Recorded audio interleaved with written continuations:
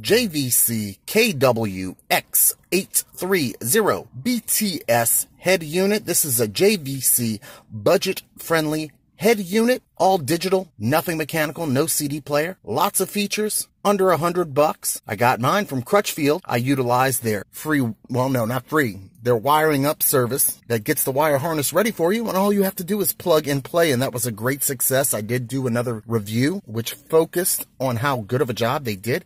Here's the unit installed. This is in a Volkswagen Jetta. I've been using this radio for, feels like close to a year now, and it still works, and it works great. Power inside of here, not the most powerful radio, but it does have 3 pre-outs. You can connect 2 phones, which I really like, and it works well. I've got one phone that I use as kind of a junk phone I put up here for maps and stuff like that, offline maps. Then I have my good phone that's usually got all the streaming services because it has the data.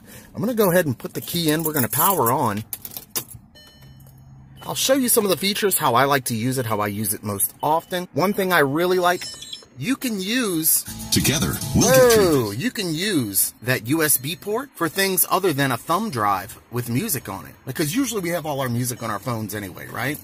Well, I use mine to power my dash cam. Now, why do I need that to power my dash cam? That is because the 12-volt DC plugs in my car never turn off. And what I used to experience when I would have my dash cam in, it would run 24/7 and it would kill my battery. So I have that wired up in there, and it's kind of big and kind of clunky. And sure, there could be an accident where this gets hit over and breaks that port, but it's been a year and I am clumsy and it hasn't happened yet. You've also got an auxiliary in right there, really nice. I will tell you one thing about this. The sound is adequate. I have stock speakers in my car. I think if I had aftermarket speakers, something a little better, they would be more efficient with the sound. It'd probably even sound louder, but I'm perfectly fine with, I don't listen to music too much. Sometimes I do if I'm in the mood, but I'm usually listening to news, podcasts, sports, stuff like that.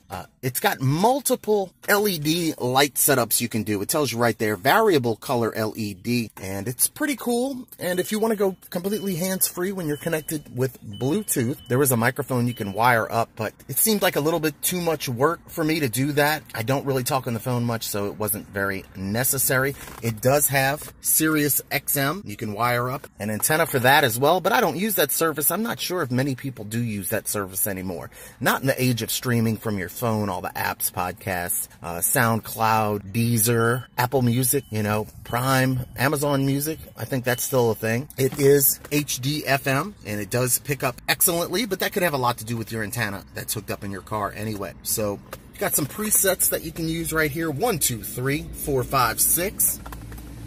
I really just only listen to like one radio station anyway to get some news. Now let's talk about the equalizer settings, because that is an interesting one. What I noticed on here, when I use a preset or when I use even a completely manual EQ system, this thing tops itself out at 35. Okay, that's just an arbitrary number, but 35 is your max volume on here. Interestingly enough, when I use a preset or I set my own equalizer, when I fine tune it, 25 becomes the maximum volume, and it's significantly lower. Really annoying, but I did figure out how to use the bass setting and then up the treble, mids, and highs a little bit, not using the full range EQ, and that really does the job. It does really well. Again, no mechanical parts in here, so there's no CD player in here. It's really unnecessary nowadays because even your old mix jam CDs from back in the day, you probably ripped those to digital anyway. The phone quality on here is good, even though I don't have the microphone. Sometimes I accidentally answer a call and it's routed through Bluetooth.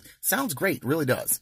What else can I tell you about this? I mean, it's been reliable. It weighs nothing. You'd be really surprised when you pull this out. This is a double din. When you pull it out, it has no weight to it. The internal components must be so small, and the form factor is large, only to fit in your dashboard. But I tell you what, I think I paid a little over $100 because I used the wiring service from Crutchfield. But if you're capable of doing all that, to me, it was just too much hassle. There's so many wires in here, and oh man, computer stuff. I don't know. I didn't feel like dealing with it, so I had to plug and play. Now, when I installed it, A lot of Jetta owners deal with this flimsy plastic, and I do have a couple of cracks on that vent. Man, I tried so hard using my little plastic pry tools to not have that happen, but no big deal, hardly noticeable. This radio has been reliable. If I got another car and it had a stock radio and I wanted to up the game a little bit, I would get another one like this. It's unbelievable what you can get for $100 or under, which this was way less. I think it was closer to like 75. I don't know what the price is now, but I don't believe it's been discontinued.